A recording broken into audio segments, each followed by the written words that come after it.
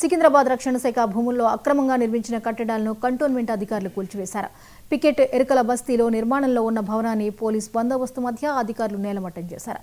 గతంలో నోటీసులు ఇచ్చినప్పటికీ నిర్మాణం చేపట్టారని చర్యలు తీసుకున్నారు. అధికారుల తీరుపై భవన యజమానులు తీవ్ర ఆగ్రహం వ్యక్తం చేశారు. తాము 90 ఏళ్లుగా నివాసం ఉంటున్నామని కనీసం కోర్టుకు వెళ్లే సమయం కూడా ఇవ్వకుండా కూల్చివేతలు చేపట్టారని ఆవేదన వ్యక్తం చేశారు. కావాలనే కక్షపూరితంగా తమ ఇంటిని కూల్చివేశారని బాధిత కుటుంబం ఆరోపించింది.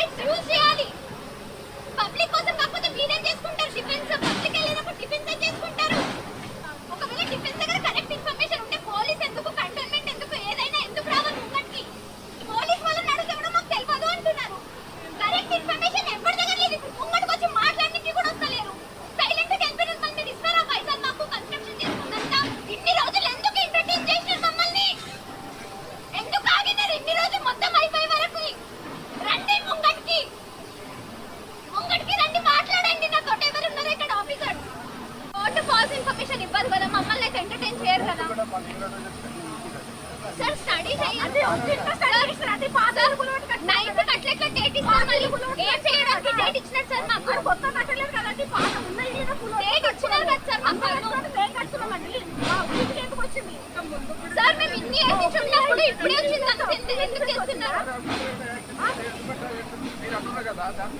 సార్ నైన్త్ వరకు వెయిట్ చేయాలి నైన్త్